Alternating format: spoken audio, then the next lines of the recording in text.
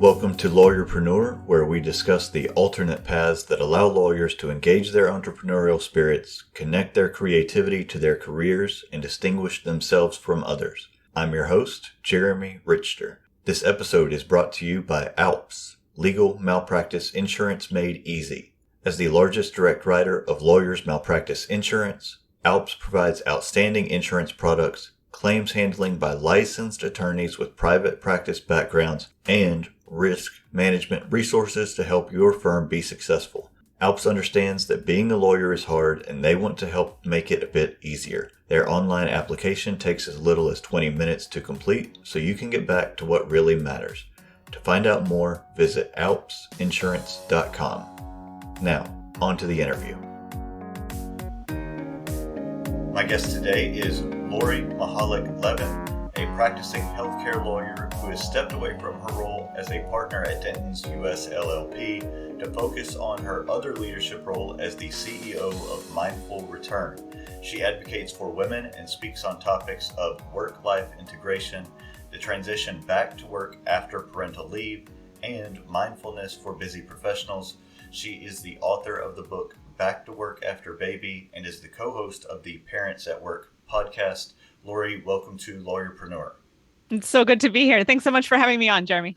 I'm really glad you're here. Before we jump into the conversation, my co-host today is Maya Markovich, who you will have recently heard as a guest on episode 54 of the show. And I didn't know when I asked Maya to come on and co-host this episode that she actually knows Lori. So that was really serendipitous. So Maya, welcome back. Thank you. This is the highlight of my week. And it's good to be here with you, Maya. We were colleagues back at Denton, so it's good to see you on another side. I know. Yes, likewise. Thanks, Jeremy. All right. So Lori, you have flip-flopped from lawyering being your main gig and having a side hustle to now you swapped it.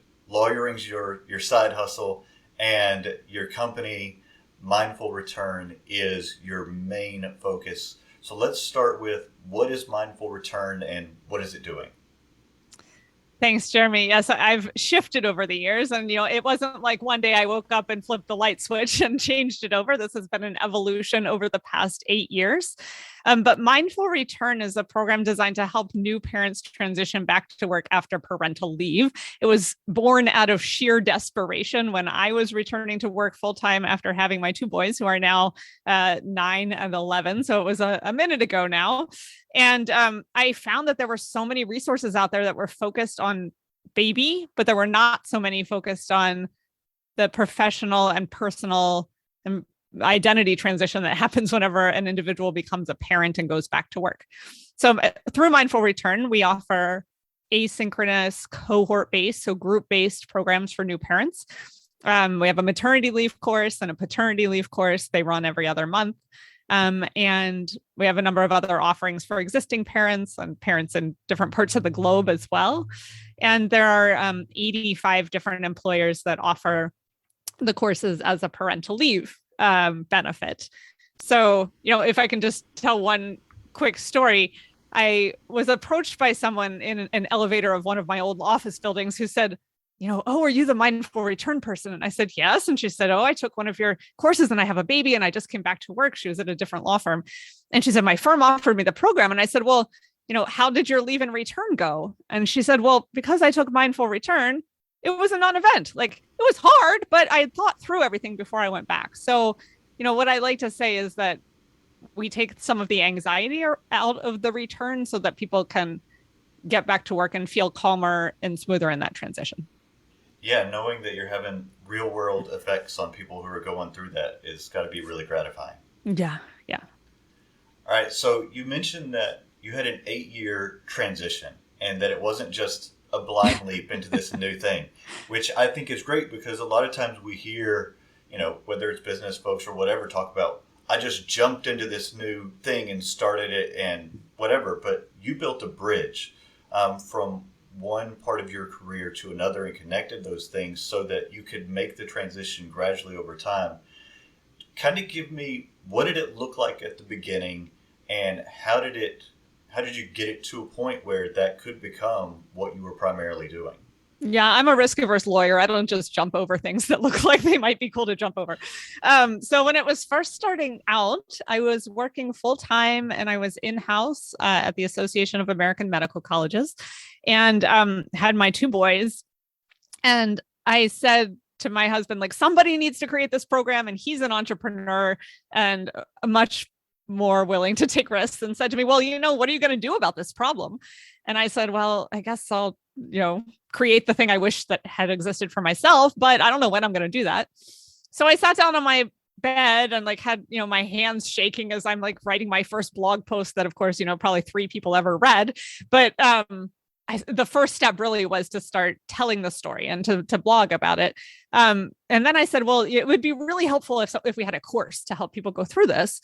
And so I basically did 20 minutes a day in the little teeny tiny baby step chunks at night and on weekends. And when I was on a work trip that allowed me, 4 hours of uninterrupted airplane travel or something across the country, and really just sort of dug into that passion of creating the course.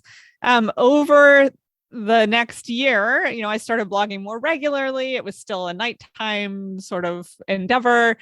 And I started getting employer clients. And once those started to build up, then about a year and a half into it, I really wanted some daylight hours to be able to work on mindful return. So it wasn't until the year and a half mark that I decided to make any sort of career type of change.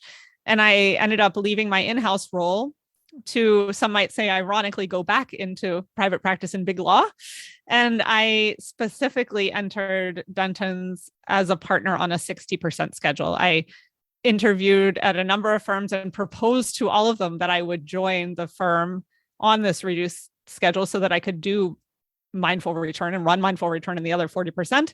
And fortunately, there were forward-thinking law firms out there who are willing to experiment with that. And so I joined as a partner on a 60% schedule. Ultimately, I shifted down to 50%, and then ultimately I, left. But that was many years later.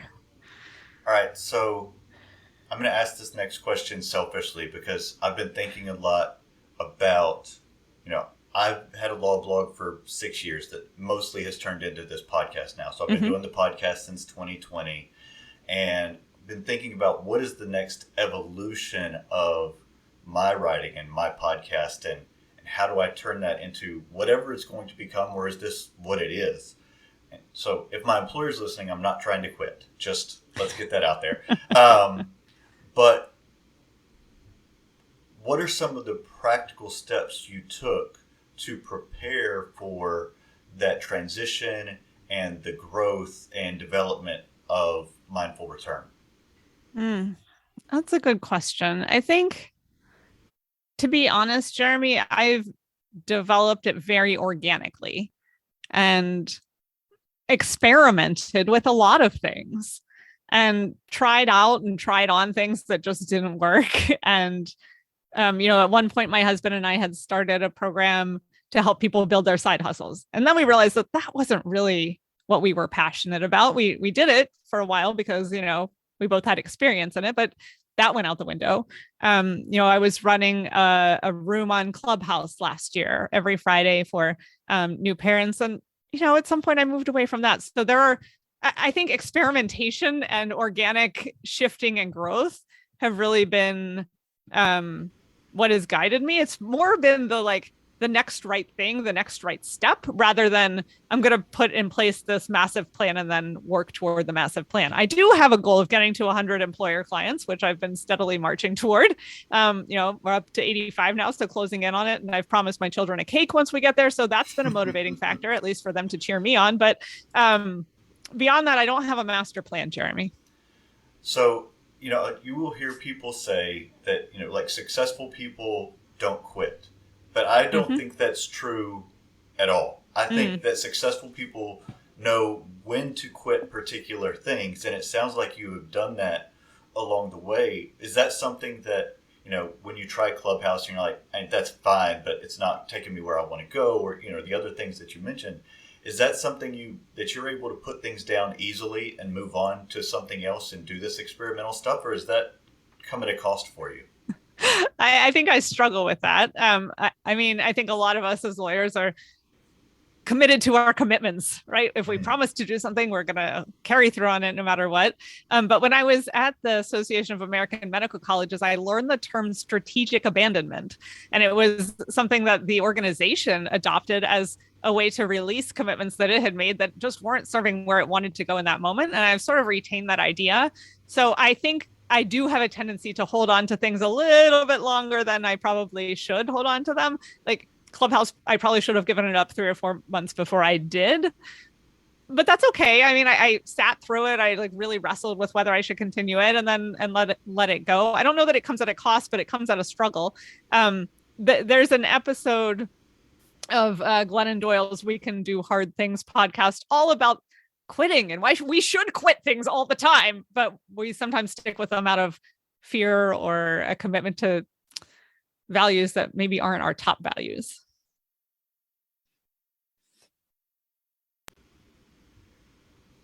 All right. I think that lawyers and law firms probably should be on the progressive side of parental leave and implementing policies that are advocating for that, since we are the people who are helping uphold the law or try to right wrongs when it doesn't happen. But I don't think that is what actually happens, at least in my observations over the last decade. How are you combating that? Or is that something that you are trying to remedy? Look, thank you for pointing out that irony there, Jeremy. I hadn't ever heard it put quite so eloquently. But yes, that is absolutely one of the key passions that I have. One of the reasons I founded Mindful Return, although I am a huge advocate for gender neutral parental leave benefits, and I don't want to be murky about that. But one of the reasons I founded the program was to help stop the leaky women's leadership pipeline that definitely leaks or bleeds a lot right around that point when people are having children, particularly women at firms. Why are we like that? I don't know. I think we're just sort of, I'm a healthcare lawyer. I hang out with a lot of doctors, and there's like this old profession, right? That's rooted in a lot of tradition. Same for the law, lots of tradition, lots of this is how things are done. And quite frankly, lots of male lawyers who have had wives who have been taking care of children and not been working. And so I do think that I could get really controversial here and just go and say like the billable hour structure doesn't really promote efficiency, the types of efficiency that working parents gain, et cetera. And there are structural issues that we're grappling with in addition to the individual challenges we face as working parents. Oh, that's something that I was definitely going to ask you about, is the billable structure, in that it's inherently problematic with the idea of giving people big chunks of time away from work. And it's inherently problematic for anyone who becomes more efficient at their job over time, which working parents sort of are able to prioritize like no one's business. I think, yeah, it's problematic for a number of reasons. I think one of the reasons I was able to stay and be a partner and have some success in my practice was because a lot of my work was not on an hourly basis. And even now in the law firm that I started, I bill some work on an hourly basis, but a lot of the work has been on flat fee projects where my expertise is valued, and the work product are what is evaluated, as opposed to the number of 6-minute increments that were put into the project. I will say, Lori, it's funny because I was just thinking we met when you were leading the charge at Denton's to get the parents group to be inclusive of more than just attorneys. Yes. And that was a big win for us, that it was opened up to everybody. And I would love to know your thoughts or what you're working on now, that like, tell us more about how we can make the language and policies more inclusive across the board. Such a great question, Maya. And I love reflecting back on that victory, but I'm saddened that there had to be a fight. Law firms are such funny places. If you look at any other, industry or structure, you don't have this weirdo divide between the lawyers and the quote unquote non-lawyers, which is a horrible word and shouldn't be used. And so I just find it like a weird ecosystem to be operating in the first place.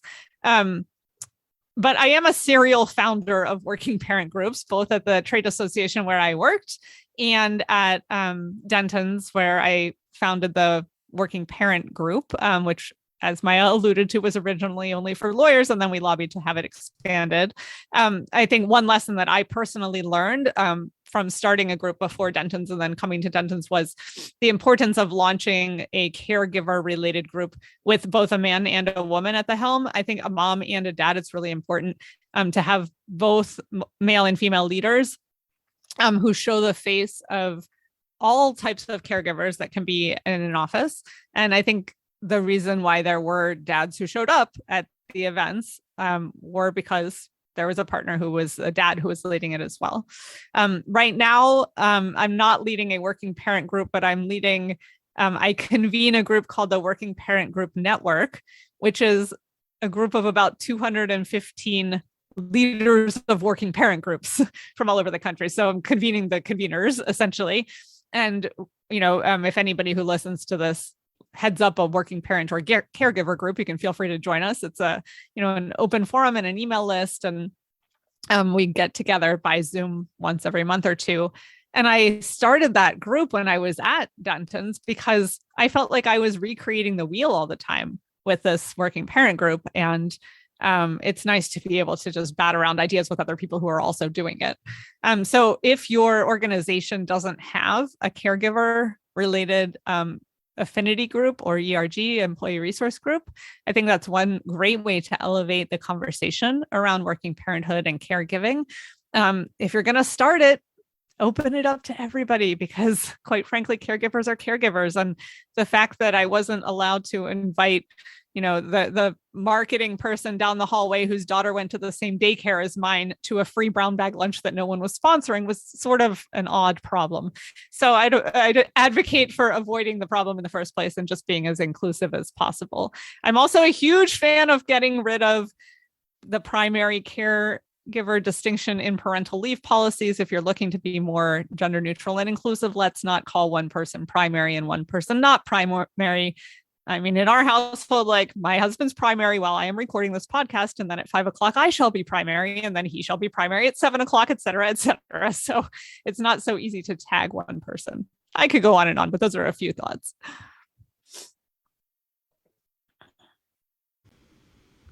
One of the things that was in the information that I looked at for you was a term called work-life integration, which I assume is probably very intentionally not called work-life balance, because I don't know where I picked up the term, but somewhere along the way I heard somebody say you have to just find a functional work-life imbalance, but you called it work-life integration. Tell me what you mean by that and, how we can manage it.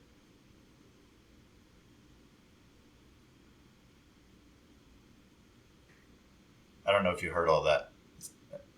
Yeah. So if I'm hearing you correctly, Jeremy, and just edit this out and correct me if not, I think the question is around work-life integration versus balance. Yeah. Okay. I'll go. You can edit this out. So I really do not like the term work-life balance because it implies that there is going to be some equilibrium or harmony. I think integration might be better. And I've heard other people say work-life integration, and I think it's perhaps preferable in that we know work and the other parts of life are going to weave in and out from each other. I actually just prefer the word life though, because why is work outside of the rest of life? Work is one of the buckets. So I don't know. I hate having to distinguish between life and the other things that might be a compartment of it. The term that I've gotten really increasingly interested in, though, that my friend Yael Schonbrunn studies at Yale, is work-life enrichment. And she said that there's a concept in psychology all about the fact that work and life, although they're often presented as in tension with one another, actually enrich one another. And if, you talk to any working parent, or a person who's not a parent who has other interests in life, when you take time off away from that job that you're working on, the career, on a daily basis, that time away and what you're doing in that other time can enrich your ability to do your job and vice versa, right? I am a better parent because I work, and I am definitely a better lawyer and a better entrepreneur because I stop and I parent and I learn all the skills that come with parenting. So today I'm a fan of work-life enrichment. I love that. I'm enriching my life daily. Yes. Exactly. On that note, Lori, one thing I've been dying to ask you about is our wonderful mutual friend, Amy Henderson, CEO of Tend Lab, talks a lot about basically the high level executive functioning skills that are developed when people become caregivers. And I'm wondering if you can talk a little bit about like how that could work in with supporting parents in the workplace and how that could be valuable for employers. Yes, absolutely. I love Amy Henderson's work. Everybody should go out and buy a copy of her book, Tending: Parenthood and the Future of Work. Amy digs a lot into the neuroscience. Dr. Ruth Feldblum talking about the fact that, that year following the birth of one's child is the year that our brains are the most neuroplastic of our entire adult human lives, which I found to be totally fascinating. Like there's so much room and potential for growth in that 1 year. And one of the themes that I like to highlight in the Mindful Return course, which I think is really surprising to new parents, is that they're gaining these skills that are going to be useful in their career. They're so used to hearing the trope that becoming a parent is going to diminish your skills and your value in the workplace, and you're going to be, less than as an employee. But we sort of try to flip on its head that narrative and really bring to light what Amy calls the 5 career critical skills that parenthood can teach us. Just a couple of them off the bat are empathy, the ability to prioritize like nobody's business. I always joke that parents have a skill around meeting the needs of demanding clients who can't articulate their needs very clearly. The list goes on and on, but where does that come in for the employer? You have a 3-year-old? Yeah, I have a 3-year-old, so I very much identify with what you just said. There you go. Yes, they cannot articulate those needs clearly, although much clearer than the 6-month-old, right? You're left guessing a little bit less, although they might have more demands at that 3-year-old age. But what does this mean for employers? It means that, first of all, you may spend gazillions of dollars on training that is intended to develop the exact same skills that your employees are gaining through parenthood. I think when a manager can frame for an employee the idea that they believe in and are happy about the skills that this person is growing and can bring those skills to the job, I think it really encourages the new parent and can definitely help to retain them. And quite frankly, we want to retain parents if we're employers because they're huge assets to our organization, and gosh, turnover and the Great Resignation and all that stuff. So the more we can shed light on those skills, talk about them, make sure employees know that they have them and are gaining them, and then value them, the better off I think we'll all be. Well, and also not to mention that, employers all over the world are spending a lot of money trying to develop these skills. Yes. In their, when they're doing like executive trainings and coaching, and realizing that you've already got a population that literally just needs to connect the dots, and it's just a much faster jump to that. And across the gender spectrum is so incredibly important, I think, for people to realize that we're not just talking about it's not a decision between becoming a really good parent or caregiver and staying the course and being a really good employee. Mm-hmm. Yes, very well put. These parents have already been trained up in these skills, and Amy emphasizes the fact that, it's any caregiver who shows up for the job. It's not just the birth mother, for example, but, the parts of the brain that get activated around caregiving and where those new neural networks form are there for anyone who actively participates in caring for that small person. All right, you mentioned the Great Resignation, and it occurred to me this may be two separate things, but are you seeing, as you work with clients, any policy changes that are arising out of either so many people changing jobs or work from home being so much more prevalent in the last 2 years? Yeah, it's hard not to conflate those two, and maybe they're not able to be teased apart exactly. But I think right now we're looking at, hopefully a wane of Omicron, and people talking about going back to offices. And I mean, that the thing that comes top of mind for me is just the hybrid work situation and the ability to be flexible in a way that just was completely foreign to everybody 2 years ago. The firms, for example, that I've been talking to who are planning returns are very much in the camp of making it an optional hybrid sort of situation for people who are returning, which I think is fantastic for working parents in particular, who need and really benefit from that additional flexibility. There are companies that and firms and organizations that have provided more by way of backup care benefits and childcare and things like that throughout the pandemic. I don't know whether some of those benefits will stick. I'm hopeful that the backup care, for example, is something that will continue to continue on. And then just finally, not a policy, but I am hopeful that we'll all just retain some of that empathy that we had for the situations of having people in the background and the screens and things like that. Although if I'm frank, I am a little cynical and think that some of the empathy for parents is running out at this point. All right, I want to talk about, you wrote a book called Back to Work After Baby. Had writing a book been something that you had wanted to do for a long time? Or is it something, I know that for my first couple of books, they actually arose out of the blog posts that I had been doing. And it was just like, oh, I've got like 50 of these things and, can create a single unit out of this. What did that look like for you? It looked exactly like what you're just describing, Jeremy. I had the same experience. I blogged for a couple of years and then said, holy cow, I have a book here. And I had always wanted to write a book, but it had never occurred to me that the book would have perhaps miraculously written itself over the course of many blog posts. At some point when I recognized that all that content was there, I spent maybe 4 or 5 months, weaving it together and organizing it in a way that made sense for the book. But yes, it was always on my bucket list. And yes, it came directly out of my experiences with the blog. My husband just published a book last week that's all about keeping in touch. It's called Relationships to Infinity. And I watched him birth the book in a very different process where he actually was sitting down every Saturday morning at the crack of dawn to write. And I considered myself lucky to have sort of stumbled upon my own blog post as a way to put my own together.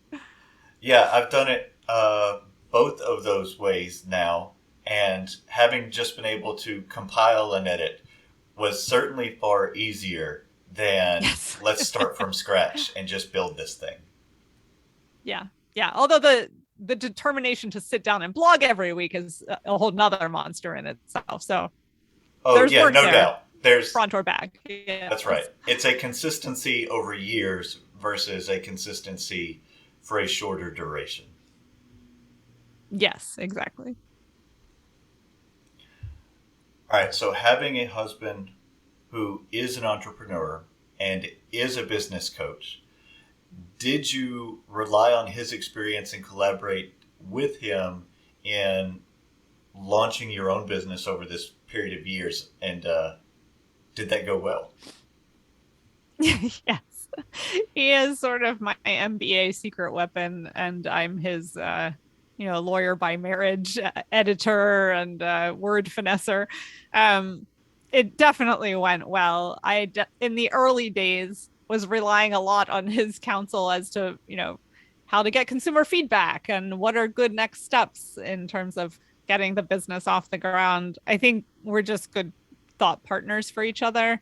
And right now, since I've stepped away from Denton's, we're like one giant LLC party at our house because he has a business and then I have two businesses, and it's just like, okay, we're really in this entrepreneurial spirit here. Has launching your own business and working for yourself and obviously your clients been fulfilling in a way that has been different than the law practice that you started your career with? Absolutely. And because it's so different, and because I love the legal stuff, I think that's why I have done both for so long. They use very different skill sets and passions. I think like the creative side of my brain, the more desirous of risk-taking side of my brain, the community building side of my personality, really flourishes, and I've really enjoyed working in the mindful return space. I still have that like analytical reasoning and love of translating Medicare regulations into English that excites me on the legal side. So, there's some research that project are actually happier in their day jobs because they're not relying on the day job to meet all of the needs they have for various types of fulfillment. And I definitely found that to be true for myself, that I was relying on each component for, satisfying a different need in my career. Interesting. Oh, sorry, Jeremy. Oh, go ahead. I was going to punt to you there. Oh, well, the other thing, Lori, that I love, and we've had so many conversations about this, and I is, and there's so much overlap with me in the legal innovation space, and trying to move the practice of law forward and trying to adapt essentially like a 15th century guild to 21st century expectations and meeting the challenges. And so one of the things that I always mention, and we have in common, is that we really care about lawyers. People often are like, well, aren't you just so frustrated? And it's easy to bash on lawyers, but I feel like, what the work that you're doing is supporting, in our circumstance at least, lawyers who are so burned out, who are so overstretched, who are trying to make it work on all fronts, and that the idea is to make their legal professions more fulfilling and have them be able to focus on the things that give them as much fulfillment. Nobody goes to law school to be doing the drudgery, doing the 3 a.m. Document turns, but kind of like almost compartmentalizing things such that you're optimizing what's best about every part of your life. Mm-hmm. Yeah, there's a sustainability element here that if we can't build a system that is sustainable for more people than just those who have a stay-at-home wife, then one, people will be getting burned out, and two, we're losing amazing talent and an opportunity to enrich the profession with a diversity of perspectives that we hope to be able to bring to it. So I think your observations are spot on there, Maya. Lori, thank you so much for your time and for your insights. Before we go, tell folks where they can find and follow you and keep up with what you're doing. Thanks, Jeremy. It's been so much fun to have this conversation with you and with Maya, and really grateful for having me on. You can find all of the Mindful Return resources at www.mindfulreturn.com. We're also on all the usual social media channels. Instagram at Mindful Return, same at Twitter, we're on Facebook. And you can find my book, Back to Work After Baby, on Amazon, and find the Parents at Work podcast on Apple Podcasts and all the places that one typically downloads podcasts. And I will put a link to those things on the webpage and in the show notes. Thanks so much for your time. Thanks for having me. If If you've enjoyed the show, you can support it by rating it on Apple Podcasts or wherever it is you're listening, and make sure to subscribe so you don't miss anything. You can also support the show on Patreon at patreon.com/lawyerpreneur. Thanks for listening.